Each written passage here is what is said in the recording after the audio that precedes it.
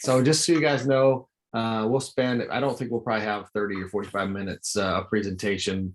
We'll have, I'll go through kind of the overview of the Master of Arts in Teaching with an agricultural education license. So we'll go through that.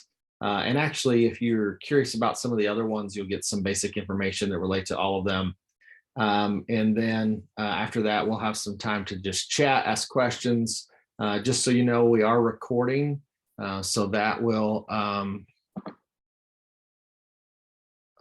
let's see. So we are recording, just so you guys know.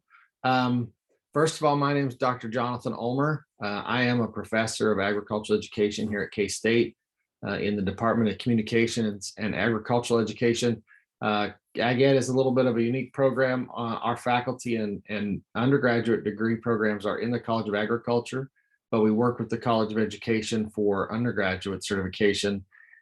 Have our own Masters of Science in Communications and Ag Education. And then 2 years ago, we teamed up with the College of Ed to offer a Master's of Arts in Teaching through the College of Education that has a focus on ag education.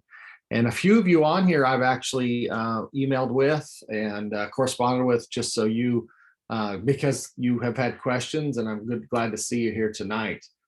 So we'll, without too much more, we'll get to kind of the basics. So you guys probably know some of this. The MAT, Master of Arts in Teaching program, is a 12-month program. It goes from May to May, starts essentially right around graduation in May and goes till graduation the next May. Because it is a 12-month program, it is 31 credit hours. The fees are limited because it is a shortened program. The program actually, what they told me, based for the 22-23 school year, the total cost should be, I say approximately, but she gave me right down to the penny, $15,828.60. Now, I don't know how that's exactly calculated, so don't hold me to that perfectly, but that's what they told me this afternoon. This program is 100% online. It is, I would say, 98% asynchronous, and you really get to do this where you're at, for whatever state you're in. In fact, the other areas of the MAT have had people in other countries. We've not had that. Actually, we haven't had an ag one outside of Kansas yet, so we're still working there. I say it's 98% asynchronous because throughout the summer and the fall, there are a few days, about every other, like Monday or Tuesday or every third. We'd like to kind of get the Ag Ed students together to just make sure we're all on the same page, make sure we have some questions taken care of, maybe do a little extra kind of enrichment. And so we in Ag Ed do offer sometimes to be able to get together, and it's been very beneficial. In the MAT, they have what is a pretty unique model at Kansas State, where there is a TA assigned to a group of students. So in our case, if we have a small group of Ag Ed folks, there will be one teaching assistant. It will be a master's student or potentially a doctoral student who will work with you through every course. So whoever you start with in May, you will have them in that same person in every course for that 12 months. So it's the TA is not based on the course. The TA is connected to the students, which really helps you develop a relationship with the TA for assistance. They assist with grading, and they are there to help you. The faculty in the MAT, for many of the College of Ed courses, they are there. They put up the material, they put forward the material. They're there as a resource, but much of the grading is handled by the TA. In Ag Ed, we usually have myself. I'm the one who teaches the courses. I'm a little bit more connected just because of the nature of ag education. We have just a little bit different philosophy, not right or wrong, just different. And so the faculty is just a little bit more connected. This is the 6th year of the program. Started as an elementary program. 2 secondary programs came on 3 years ago. We will be entering the third year of ag. I will be honest, we had graduates last year. We don't have any students in ag ed this year. We're still working on how do you market to ag ed. And so we have a lot of people that want to do it or tell us they want to do it, but we haven't had a lot sign up. The faculty that are part of the MAT, we all do teacher education for elementary or secondary or have done that. I personally also teach classes for underclassmen, teach a junior level course for our teacher licensure students. I teach a senior capstone. I supervise student teachers. I'm part of all of that process for the undergraduate program, and you will see the same thing in many of our College of Ed faculty members as well. And then finally, you can see that the U.S. News and World Report ranked this program very highly. And it has been reviewed as really a strong program that helps a lot of people and leads a lot of people to what they want and what they need.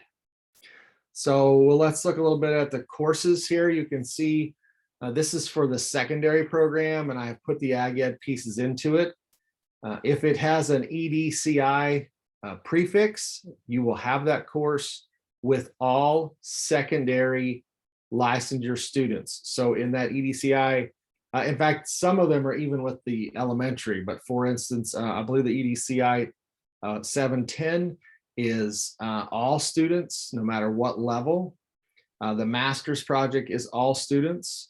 I believe the 702 is they've split between elementary and secondary. So it'll be social studies ed, foreign language, mathematics, and agriculture.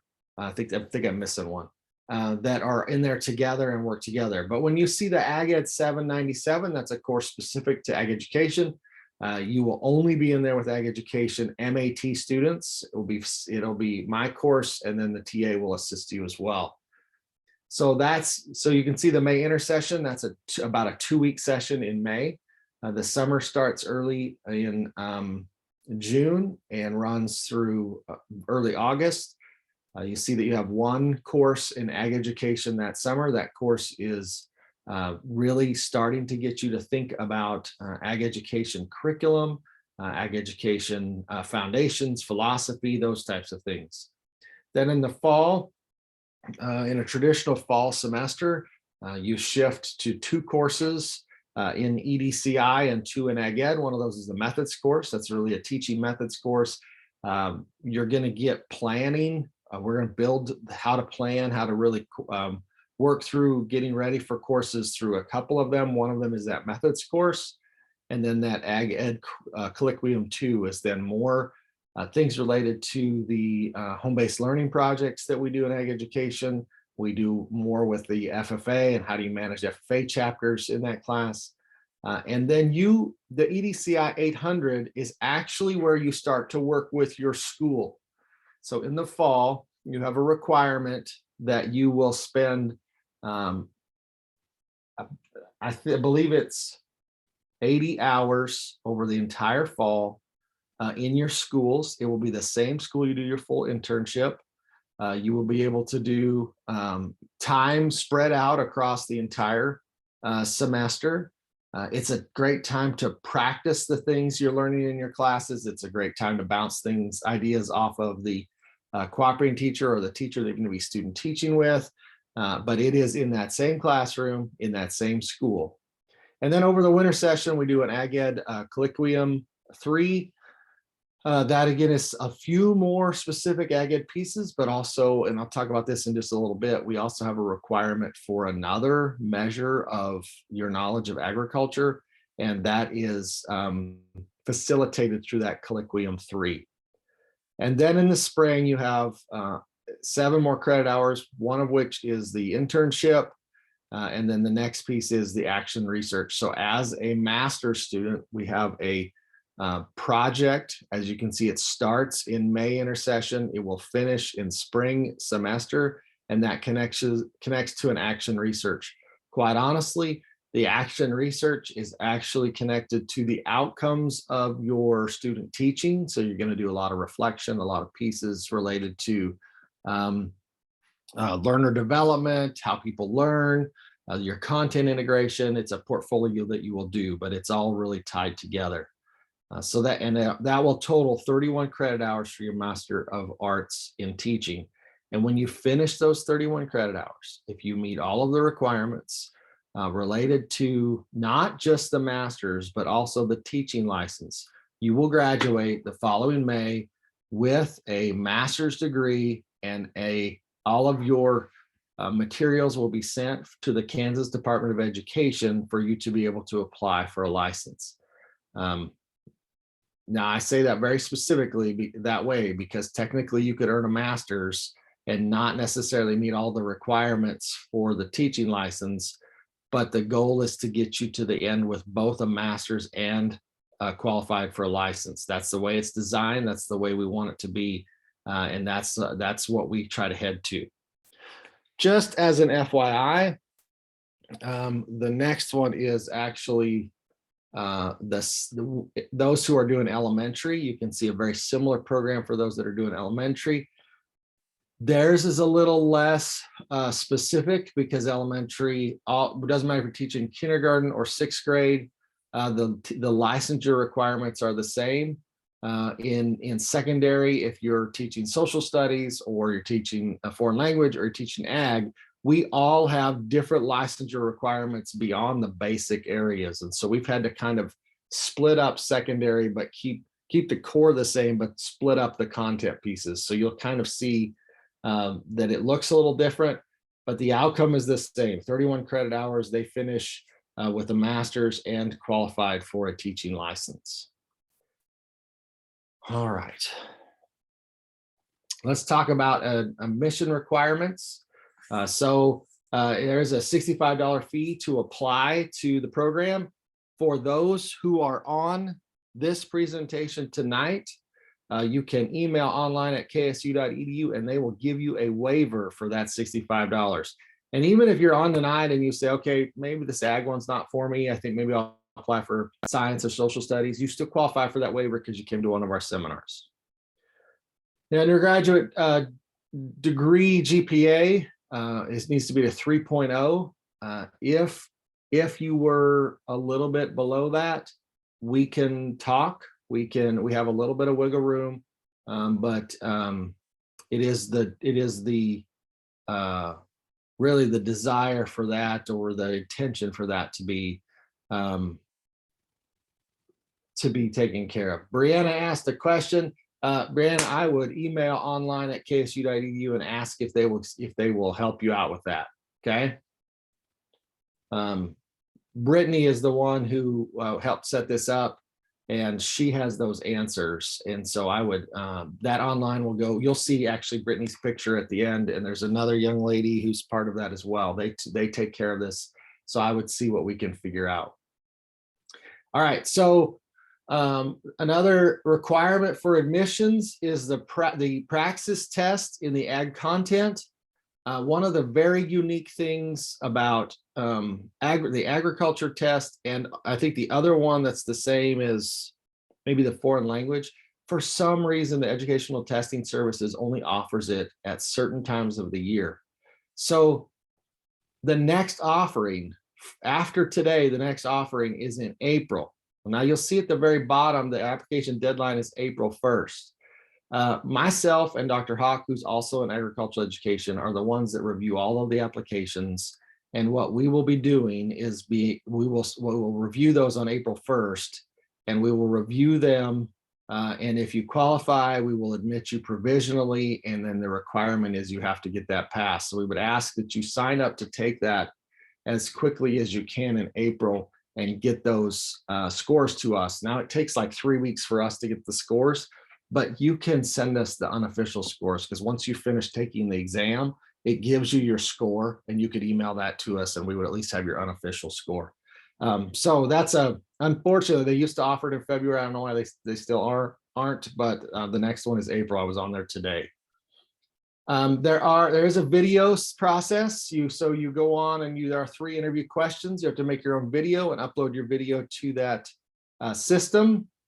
And then there are 3 letters of recommendation that are also required. There are 2 things that often hold up applications. One is the praxis test. We've already talked about that. The other is the letters of recommendation. And let's be honest, sometimes we ask people to do a recommendation and they don't do it in a timely manner. That is not your fault, but it is something you have to worry about. So you don't actually have to ask somebody for a letter, a true letter of recommendation. You ask them if they will serve as a reference, and then in the system, you put in their name and their contact information, and then they receive an email and they will fill out a form and can type in what they want to say about you. So when you ask them, you don't have to ask them for a letter of recommendation. Ask them if they're willing to serve as a reference, and if they would please keep their eye out for an email from the Kansas State University system to complete that. If we get close to the April 1st and you don't have those, or you don't have all of them, it would be good to try to go in and put somebody different in, because we don't want that to hold you up. But the graduate school says we need to have those. If your degree is from somewhere other than if your undergraduate degree is from somewhere other than a U.S. Institution, we have to have an English language proficiency test. Probably not going to be an issue in ag education. And as I said, the application deadline is April 1st every year. Okay. Agriculture also has an additional, this is not, you won't see this in the other ones. The state licensure system says that we have to have a foundation of agriculture, and just taking the exam is not enough to count for that. So we require that incoming students either have a degree in an agricultural related area or significant experience in the ag industry.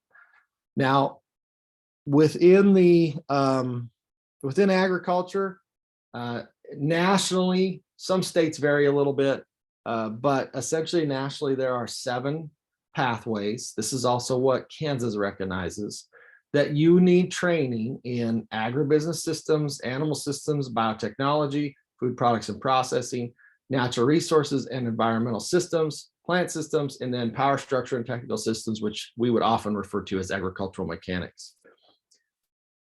These are also the areas that will be included and tested within the agriculture praxis. So as you think about taking the exam, and there are some testing resources through educational testing services, those 7 areas will be on the praxis. And also, we need you to be able to help us understand your either degree or experience in those 7 areas. If we have some sort of, Brianna asked about farming background, if we can somehow talk through how much of experience is in there, my guess is we can make that work. It's one of those where when it gets to the experience, it's kind of up to us to determine if it is a significant experience. That's kind of where it gets a little tricky. And it's kind of weighing, we have to make sure for the accreditation of our program that we're holding true to this, but we also want to make sure that we do what's best for you as well. So that's kind of a tricky one. The other piece I'm going to tell you is you might look at this, and I think farming is a great example. You might look at this and say, okay, as I farm, I feel like I have pretty good experience with the plant systems and nothing else. Well, if you had a degree in animal science, you would have all of this experience in animal and very little in anything else. So it's not really any different. The state also says that I have to have a measure on your agriculture knowledge during the program. So after you pass the praxis, after you've used this as your admission, we have to have a true second quantitative measure of your knowledge of agriculture. And if we were talking about science, we would just give you, we would have either very specific assignments or we'd have questions on tests, because you all would have very similar science background. But because you can come to us with very, very diverse agriculture background, we actually use a portfolio. So when we, in Ag Ed Colloquium 3, is when the portfolio will be due. But I will start to encourage you to work on the areas that you have that you don't have a lot of experience in early. So let's say you don't have experience in the animal systems. Sometime in the summer or the fall, you could work with your local extension agent. You could work with maybe a local community college or technical school. You could work with a local business to put in some time, some effort, some hours, maybe some professional development to increase your experience in animal systems. And then through this portfolio, you have to document your experience in animal systems. So if you look at this list and say, I really only have one of these, it really is your it's going to be your challenge to find some experiences in the other 6. If you look at this list, and lots of our students that have graduated in a College of Agriculture bachelor's degree, they look at this list and they say, look, I've taken a course in everything except for that ag mechanics thing. Then you really only have to find one more, but you still have to document your experience in all of these. And we will talk much more about how that portfolio works as we get further down the road and into the program. But I want you to know up ahead what all of this means for experiencing agriculture. All right, so we've got the requirements, we've got the application piece. Let's talk a little bit about funding. There are some eligibility, or there are some additional funding opportunities. There is a teacher public service loan forgiveness program. I believe that's geographically based, and you can get that paid back as you go along. There's another one for, I don't know why it's not listed on here. There's another one for Kansas residents who are willing to teach. There's 2 categories. We don't qualify for one, which is the hard areas to have teachers for, like special ed and science. The other one is if you're willing to teach in very rural areas, especially Western Kansas. The Board of Regents will give you scholarship, or State Board of Education will give you scholarships. The Global Campus, which is our distance education program, they have $3,000 scholarships you can apply for. Fill out the financial aid. Student loans are available for master's degree. And then there are probably teacher licensure grants, scholarships, and loan programs in every state, and sometimes in local communities. There are lots of opportunities to find funding for, especially for folks who are coming to a second career or a second degree in licensure. So keep those in mind. It is a fairly affordable program, but there also are ways for you to get additional funding. And I was going to see if I still had that other one. That's the Board of Education one still open. So bear with me just a second. I do not. Okay. All right. Oh, this is that one. The Kansas Teacher Service Scholarships will give you up to $2,217 per semester, but you have to be willing to teach in Kansas, in Western Kansas, for a year. For every year you get money, you have to teach for a year. So, and if you Google that, Kansas Teaching Service Scholarships, it will take you to a couple of web pages that will talk about that. So if you're from Kansas, you're around Kansas, if you have a Kansas residence, look into that. All right, so some FAQs. Can I continue to work? The answer is yes and no.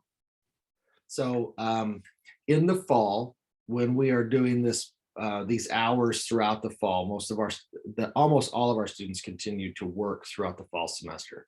I've had some who were paras, I've had some who were long-term subs, I've had some who were working on the farm, but they do their schoolwork asynchronously, and then they're going in maybe on Fridays or Thursdays and Fridays, or however they work it out to get their hours. So they're still working. Once we get to spring, student teaching is a minimum of 12 weeks.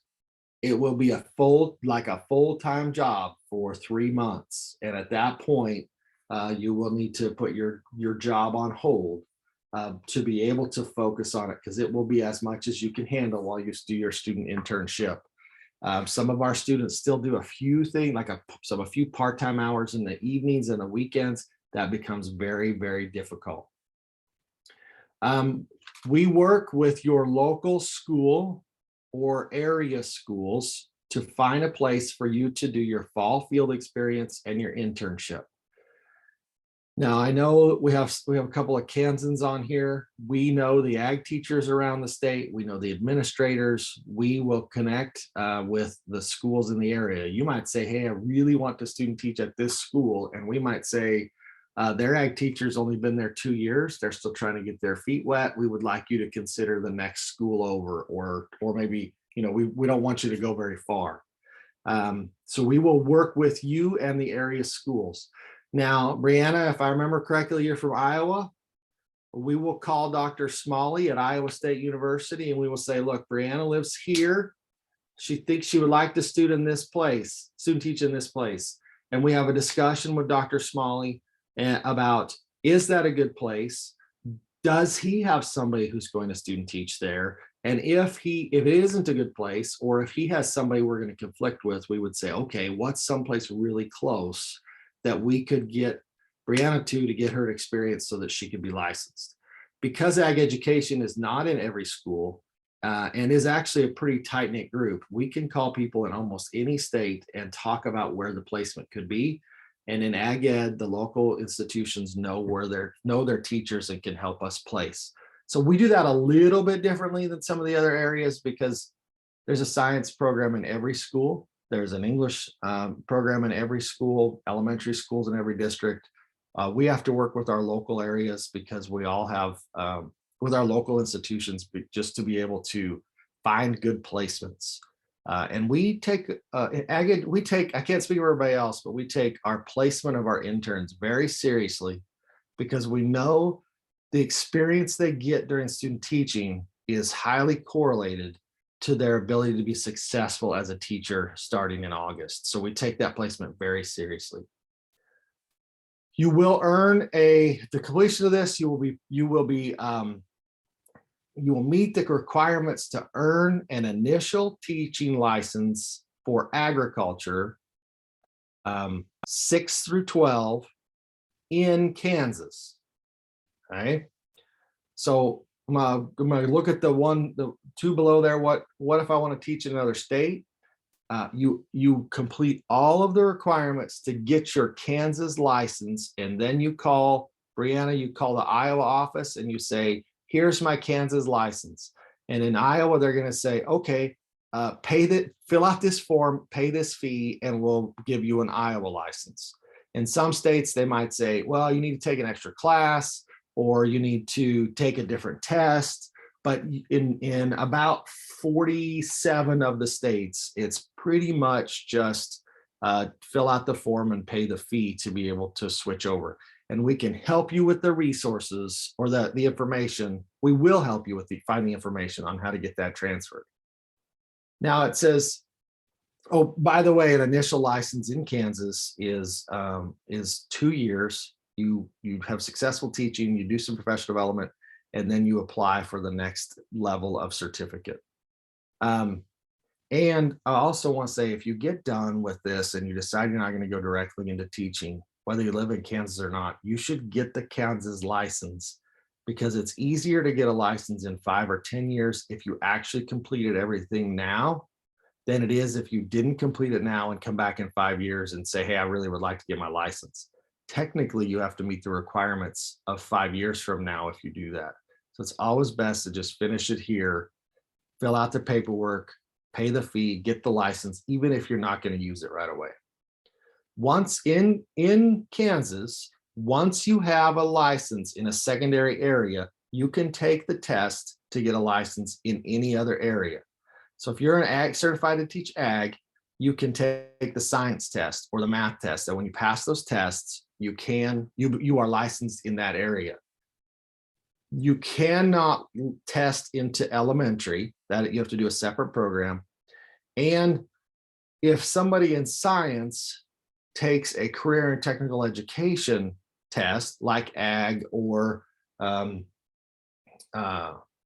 technology education, they have to do the test plus an additional 3 credit hours, mostly related to safety and managing students. So it's easy to go from career and tech ed to a core It's a little bit tougher to go from a core to career tech ed, but still very doable. And they tell me that they both Global Campus, and I know our department, it gets questions between the MAT and our Masters of Science in Ag Ed and Communications. So just real quick for an FYI, the full intent of the Masters of Arts in Teaching for Agricultural Education is a 12-month master's and license, fully distance. The Masters of Science in Agricultural Education and Communications can either be done on campus or via distance. It cannot be done via distance and earn a teaching license. The only way to earn a license with our Masters of Science in Ag Ed is to come to campus and go through an additional certificate, which usually takes 1.5 to 2 years. So it's face-to-face. If you want to do licensure with our Masters of Science, it's face-to-face on campus. If you today thought, oh, I was just wanting to get a little bit more knowledge about ag education or ag communications and didn't want a teaching license, but still wanted to be distance, we could do the Masters of Science in Education. But if you want to be distance, you want to earn a master's and earn a license, the MAT is the right route. Okay.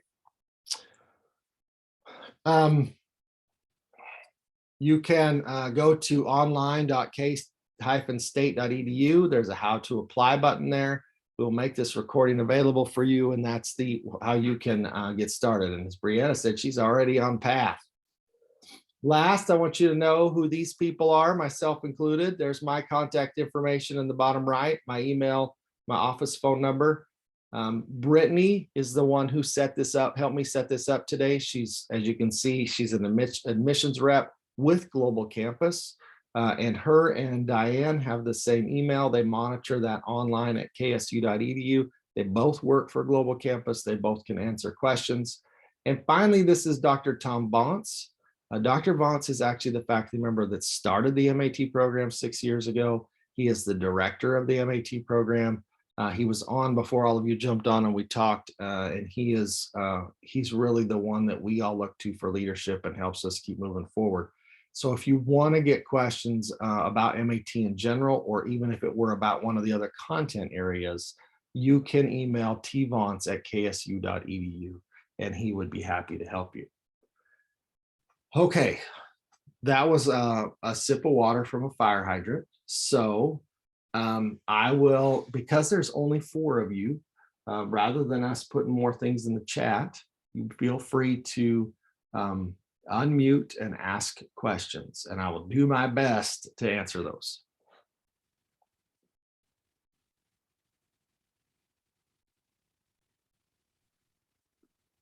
Hi. Hi, Regina. I guess I did have a question. So because the elementary and the secondary is separated, does that mean this is only for secondary teaching? Exactly, like secondary programs? I missed part of that. Did you say, does that mean is it growing for secondary programs? No, I mean, like, once you get the degree, are you only going to be teaching secondary grade levels? Yeah, like you can go. Yeah, so in Kansas, the licensure program for elementary and the licensure program for secondary are treated differently. So if you are a elementary teacher, you go through a program and you get an elementary license, you have to go do more school to teach at the secondary level. You have to qualify for a license at the secondary level. If you get a teaching license to teach at the secondary level, you have to go back and qualify to teach at the elementary level. They are treated separately. You cannot test from elementary to secondary or secondary back to elementary. So if you're, Regina, if you're really thinking about, man, I really wish I was on one of these for elementary, you're going to want to apply for the elementary program and go that route, because if you do secondary, you're not going to be able to test into the elementary. Does that make sense?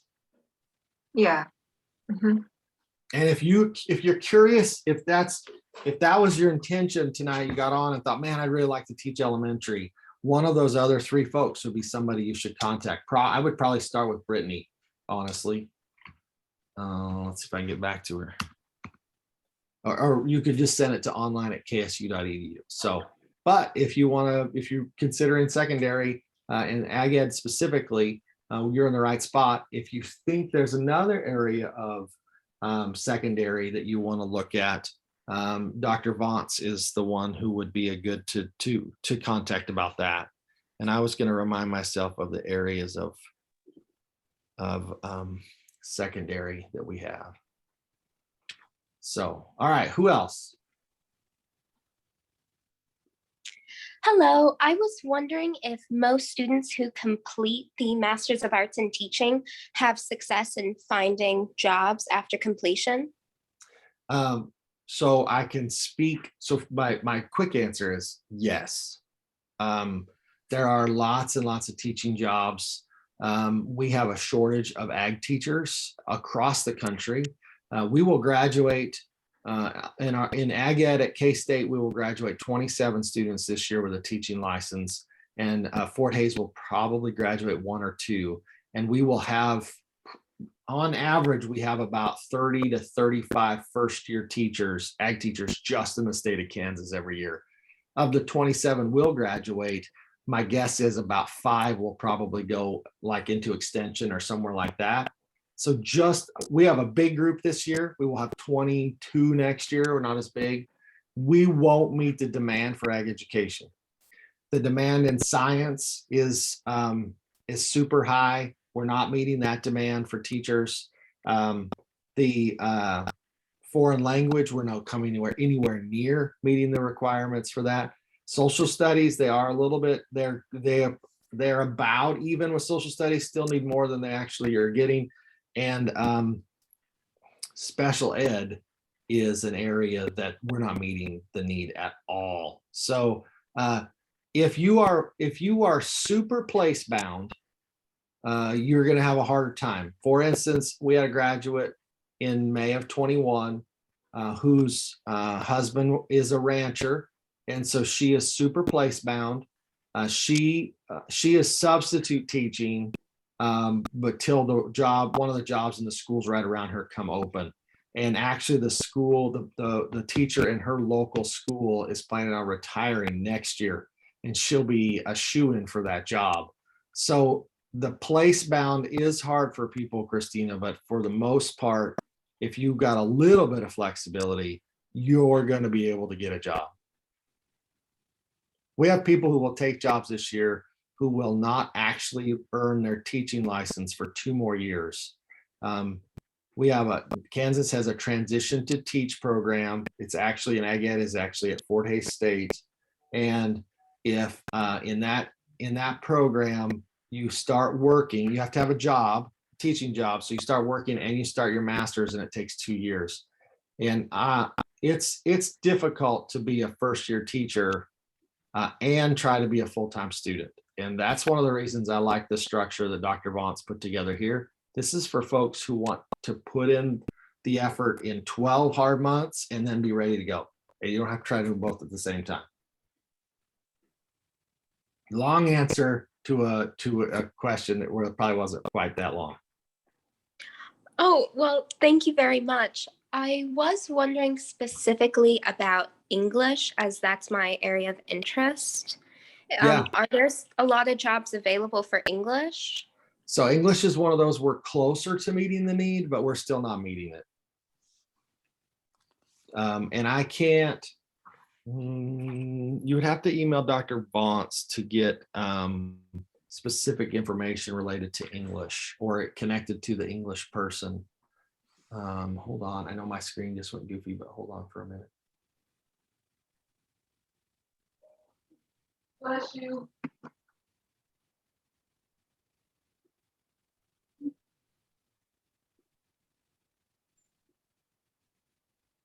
I can find.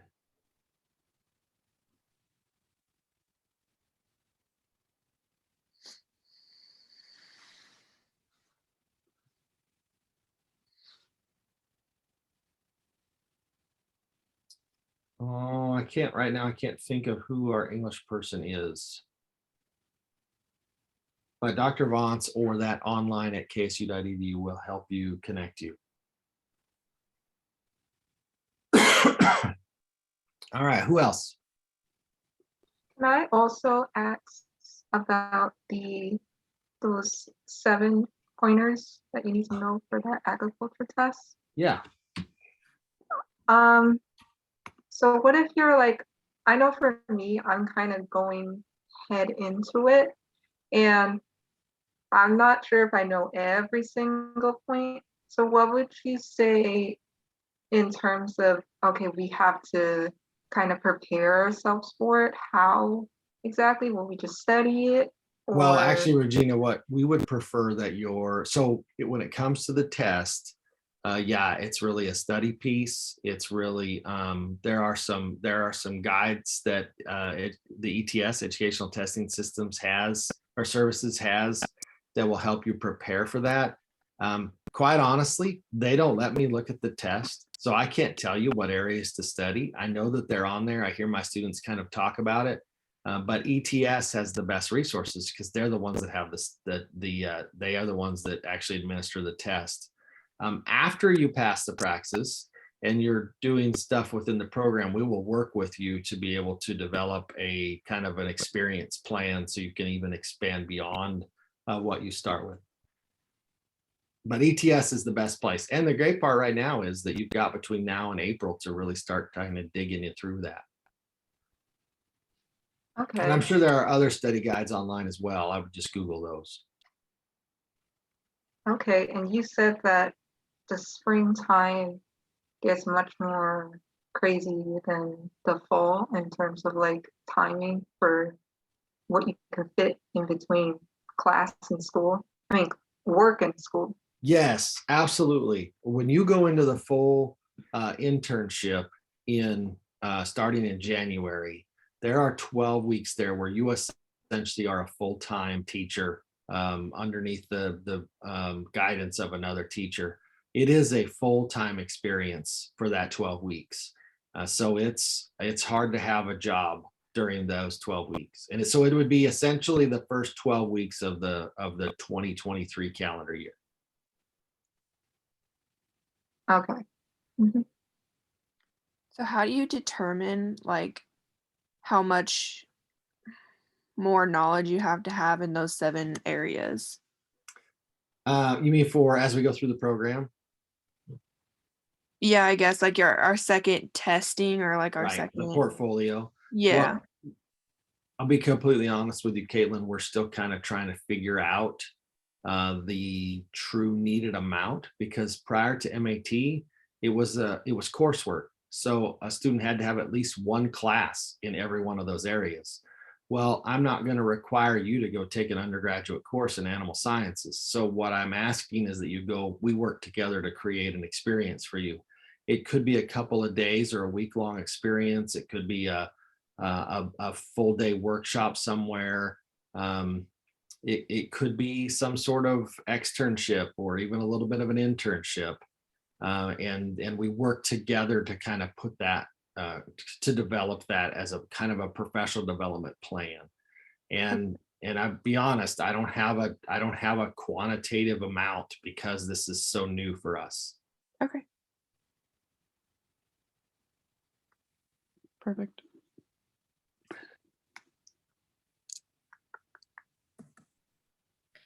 So I guess I'm going to be the odd man out here because I'm the one coming in looking at this from the nursing degree. But I have been in extension for 4 years, working with the 4-H part of it, as well as I grew up on a farm. I still live on my family farm. I still help out on my family farm. So this is nothing new to me. It just, I guess I went into the wrong profession first. But I guess I know you sent me the email, but like, I guess how far out of bounds am I looking as far as being able to get into the ag education program? I've thought a lot about your question since you emailed, because I'll be honest with you, we have a lot of people in extension who are not agriculture, even though they work with 4-H, they're family consumer science, or their nutrition, or their culinary arts. So just working for extension and working with 4-H doesn't mean it's ag experience. But now tonight you've added a whole nother layer to that, which is hard to, again, it's kind of like Caitlin's question. It's hard to quantify the experience that you've had in farming.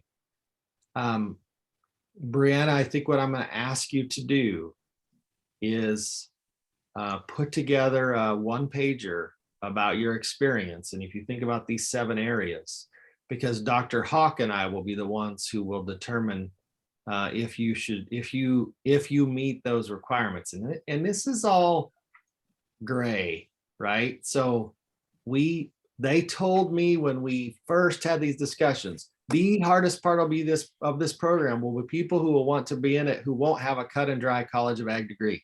So people who don't have an animal science degree or plant science. And we kept using the example of what if they were they had a biology degree and they got a degree went to vet school and now they're a small animal vet. Does that count as agriculture? And we're like, well, I think we can make that. Nobody ever said, okay, so they have a nursing degree and they grew up on a farm. And so we're going to have to talk through that, but we're going to have you help us understand your foundation to build on. Sure. And I will be honest with you, we may have to talk to somebody at the Kansas State Department of Education to see how much leeway we have from that. Because ultimately they are the ones who determine the license, and they're the ones that will say, can we continue to do this program when it's time to go through review? So we may have to get some external help, just because, like, same thing for Caitlin's question, we're so new in this, we're trying to figure that out as well.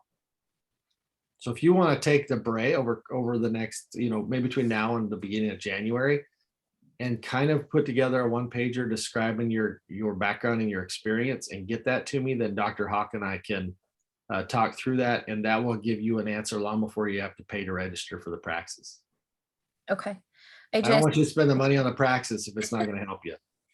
Yeah, I mean, I guess then the next question would be, so if this doesn't work out, I guess, what is the next best thing for me to go about becoming an ag education teacher? Like, is it going back to school and doing some of that just because I do have a school that is interested, and because I work where I work, they know me, as well as my kids go to the school, and they are looking at putting in an FFA program.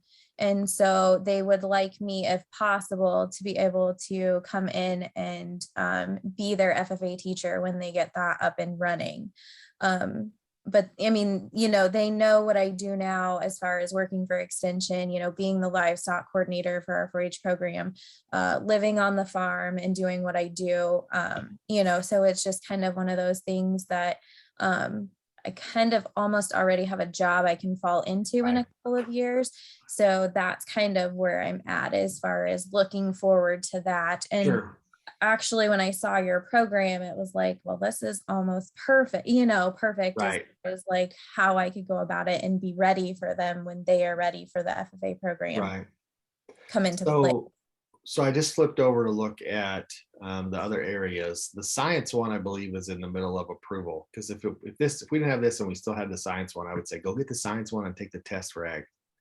I think your next step, if it doesn't work with us, you could contact Dr. Smalley at Iowa State University in ag education, or there's also cannot think of his name. They started an ag education program at Morningside College somewhere on the west side, Sioux Center.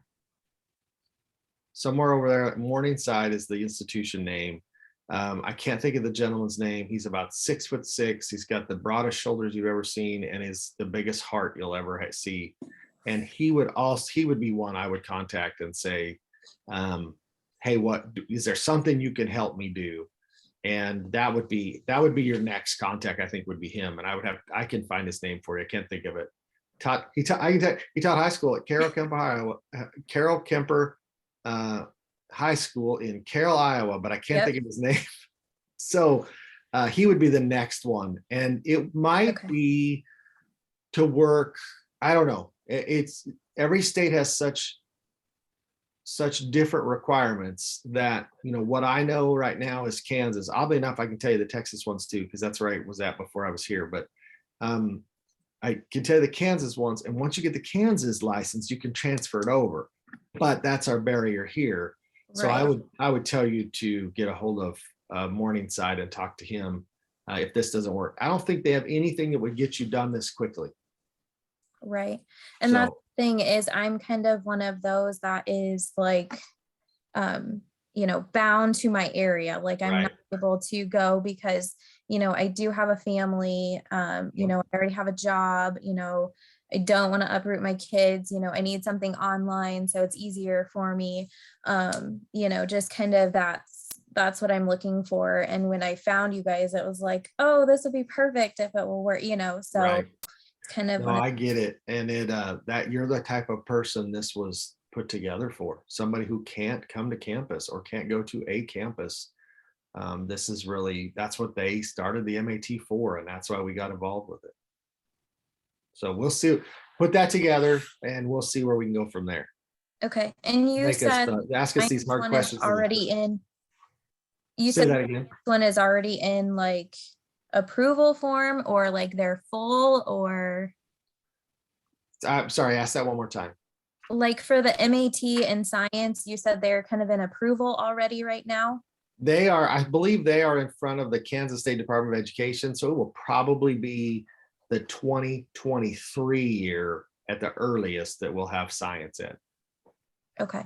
So it's a little ways off yet. Okay. And that depends on, sometimes Department of Educations move super fast and sometimes they don't move. So we just kind of got to wait and see what happens. Okay. And I have your email, so I can just kind of email back and forth with you and kind of make sure I'm putting together my one pager as, you guys are looking at it. And if there's anything else I need to do, I can do that as well. Absolutely. So. I'm here if you need me. Okay. And if you guys email me and you don't hear back quickly enough, email me again. You are not being a pest. I get so many emails. Sometimes they get overlooked or lost. So do not feel like you are being a pest to email me a second time or a third time. So it's okay. Other questions?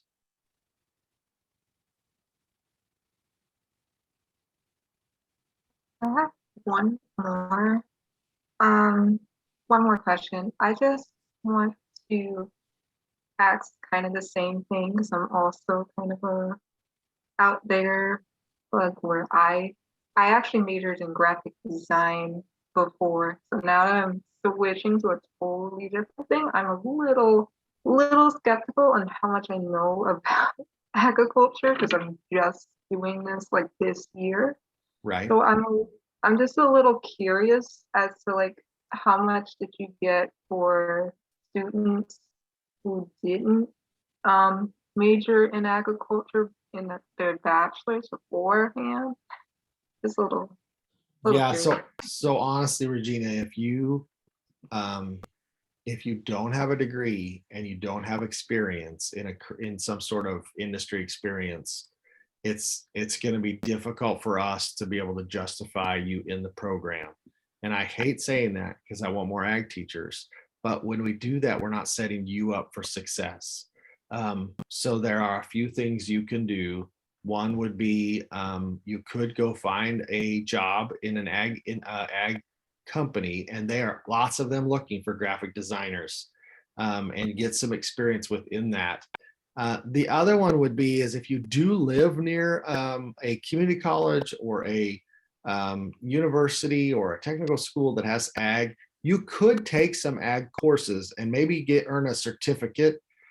Many certificates are often like 15 or 18 credit hours. And if you had a minor or a certificate, lots of them are post-baccalaureate. then you could earn that. And then you could come to us and say, look, I have learned more about the ag industry. One of the people that we had in our last cohort, she had a degree in business, a minor in agriculture business, and she had worked as a agricultural lender at a bank. And we deemed that between her experience at the bank and her minor, that she had a foundation in the agribusiness pathway, and we allowed her into the program. Now, I'll be honest, there were parts of this program she struggled with because she didn't have the content knowledge to be able to prepare lesson plans and course designs and all of those, because she hadn't had it. She could do a lot with ag business. She couldn't do much with any of the others. She had to really work hard and really, push through to be able to work on those. And she had to learn content on top of learning how to teach because she didn't have it. And that's part of why we have this requirement, is because we want you to have at least a foundation in some of the content, so that you don't have to work super hard on that as well as the teaching, because the MAT is really made to be a teaching degree, and the content have already been, you already have had. If you would like to put together a one-pager as well, you're welcome to do that. But if you feel like it's not going to be enough, like I said, maybe you could find some other experience, whether that's a job or whether that's coursework. I will not require you to go take an animal science course or a plant science course, but that's why they have this as a gatekeeper piece. So. Okay. Yeah, thank you. Yeah, sorry, I can't give you better. I would love to just say we could let anybody in, but it's not the way they want us to do it. No, I understand. I'm just I do have experience. I'm just wondering like how much of that experience do you need? That's all Well, I'm saying. If you want to put together a yeah. one-pager also, I'd be happy to look at that before you spent the time to apply and pay for the test. I'm happy to do that as well. Okay. Where are you from, Regina? I'm from New York. New York, like the state or the town? I'm from the city. Wow. I actually, years ago, had a friend who was in grad school, actually at Iowa State University, who taught in a magnet school in a very, very urban part of New York. She was their agriculture teacher. I didn't even know there were schools in New York City that had agriculture, and she loved it. She loved it. So it was amazing for me to see that there are a few schools in New York City that had agriculture programs and FFA chapters. So yeah, it's a really tiny world, but it does exist in New York. Yeah. And Caitlin, remind me where you're from. St. George, Kansas, St. George. right outside So, Manhattan. So I may be looking out my door at you, at my window at you, because that's Right. my address too. Yeah. And Christina, where are you from? I'm from Topeka, Kansas. Oh, and that's just right over there. So I'm looking that direction. Okay, good. I've emailed some with Caitlin, and I sure recognize Caitlin's name. So, and I've emailed a little with Brianna, but the others, if there's something I can do to help you, there's questions I can answer, just let me know. So if there's nothing else, I'll let you guys go, but I'm happy to stay on if you guys have other things you need to talk about, or if you have other questions. Just really quick. So I already took my praxis exam. Uh-huh. My unofficial score says like I would pass. Don't know how much official scores actually change your unofficial I don't know score. if they, I think it's a rarity that they do say that they do change. So I think you're probably fine. Okay, that's what I heard on Google, so that's reassuring. But if I can I write you a one pager, just I just want to make sure I have all my I's and T's. Sure. Caitlin, what was your undergraduate degree in? Wildlife biology. So because that is so natural resources and environmental science based, that will qualify you. Okay, and I grew up on a farm, so I feel like the only thing that I would struggle with is the mechanics. Yeah, and like I said, once we get into the program, we can work together to create some sort of experience. There are places around each and every one of you that, whether they are engine mechanics or whether they are metallurgy, welding, building, or they could be, and quite honestly, the power structure and technical systems now involve things like drones and precision farming. And so even if we can't find you an experience where you are getting your hands dirty, you could go spend time with somebody who works in the kind of unmanned aerial systems world, in which that's a growing industry. We could also find you a place to go learn more about wind energy or solar. Those are all part of the growing ag mechanics or power structural technical systems part of agriculture. So we commonly think of that ag mechanics pathway as engines and welding and building like sheds or shops or little houses and electrical. But there is far more. That's probably the fastest growing part of the agriculture industry, because of things like alternative energies and the use of unmanned systems.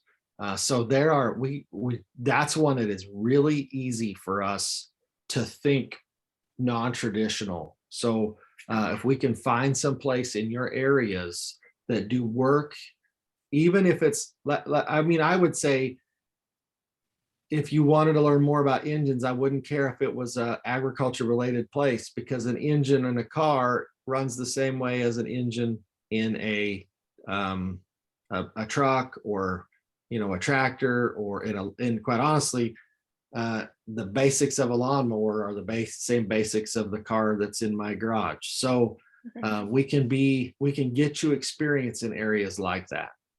Okay. And I guess like one of my old jobs, I did like do maintenance on tractors and riding lawnmowers and stuff like that. That is part of that pathway. Okay. I just feel more comfortable, I think, like getting more in that. No, it's always good to if you feel like, and I think, like that, the way I just described that pathway, you could realize how complex it is. So you might say, I know a lot about engines, but I don't know anything about some other area of that pathway. So let's go get you experience in that. I'll also tell you that one of the greatest parts of teaching agriculture is that there are always resources and professional development in every state, in every region, to help you get better as you teach new content. And so, for instance, Caitlin, if you wanted to later on, if you wanted to become a welding, if you wanted to teach welding, there's a company called Airgas that works with the technical school in Salina to put on one of the best workshops related to welding in the country. And if somebody wanted to learn more about how engines work and to teach engines, the Briggs and Stratton Engine Company does workshops just for teachers, 5-day workshops in Milwaukee at their factory. So there are lots of resources to continue to help you to develop after you become a teacher. What we're talking about here is a foundation for you to build on. And then, my undergraduate degree was in ag education. I took classes in probably 4 or 5 of these pathways, and I still had to learn more in each of those pathways to be able to do my teaching.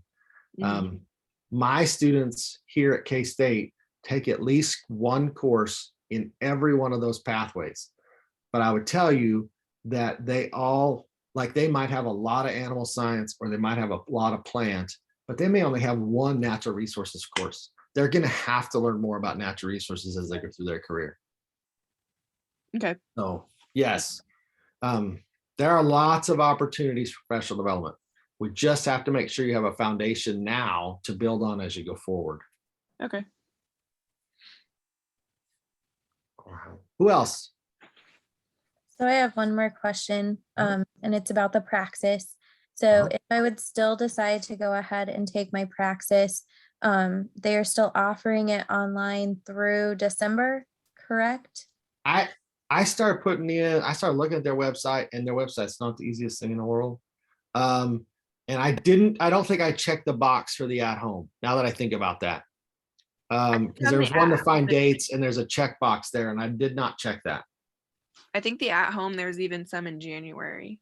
I did not search for the at home because that's still so foreign to me. I forget that's even an option, but now that you say that, I did not. There's a box there to search those. So maybe there is some to be able to get to this month and next month, the way it sounds. Because when I was looking, like, I mean, I guess if I get my one pager into you, even within the next like week or so, Mhm. just so you guys can go over it and kind of have a preliminary. I was just wondering if I would still take it, say December, January-ish, and then be able to, get that to you guys. I just was kind of Right. curious. Yeah. So, Yeah, we can sure do that. I was gonna try to go head over there, but my computer's not playing nice. Here it is. Maybe.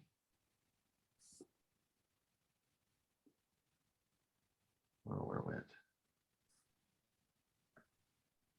So you guys, it sounds like you guys have navigated their website better than I have. not very good.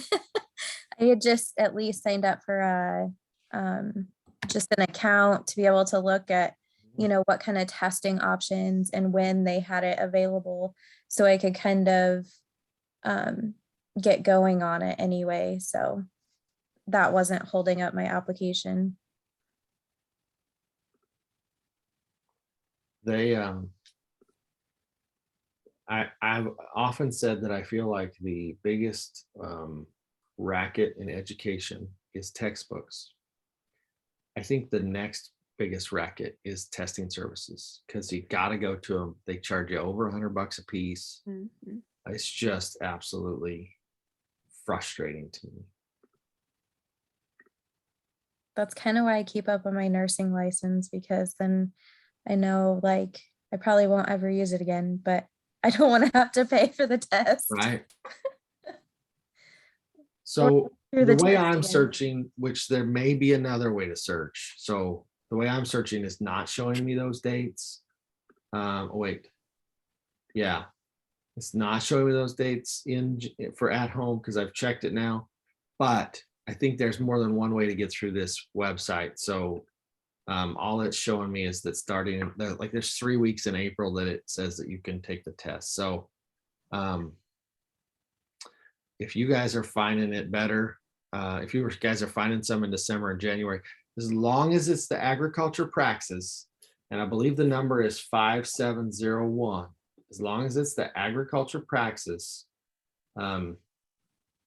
it doesn't matter when you take it, as long as it's through educational testing services and it's the agriculture test. Okay. And if you can actually search by state, let me just do this before I. There's like nothing within 200 miles of me, any center to take Wait, it. So really? yeah, I'm in like southeast corner of Iowa. So There like is no testing center at any of the little area schools or when I colleges. looked, it said no testing areas within 200 miles. So That is crazy. yeah, unless I was doing something wrong, but yeah.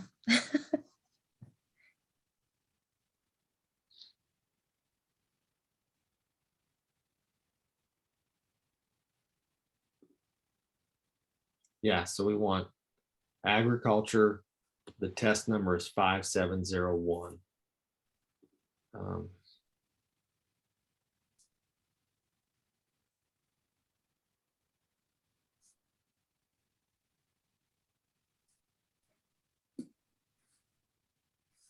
and I confirmed that, but I haven't seen, I still don't see those dates, but I'm not calling you guys liar. I'm just saying that I'm not finding it the same way. So if there are dates if there are at homes in December and January, go for it.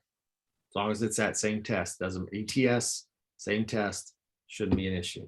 Passing score is 147.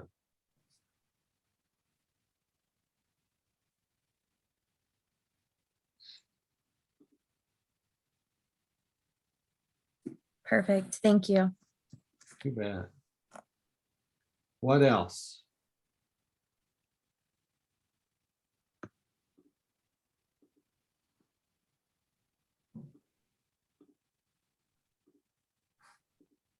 All right.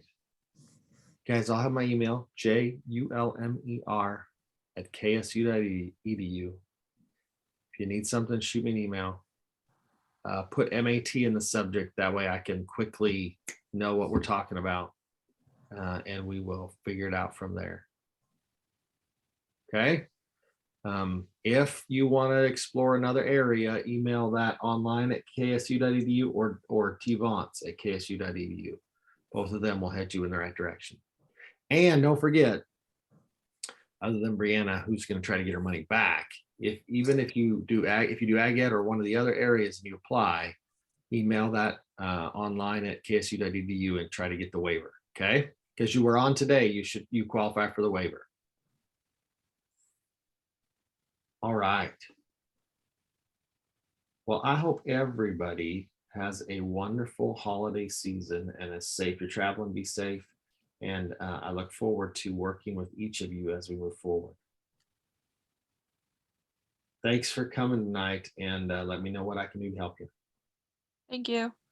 Thank you. Thank you. Thank you. Thank you. Bye.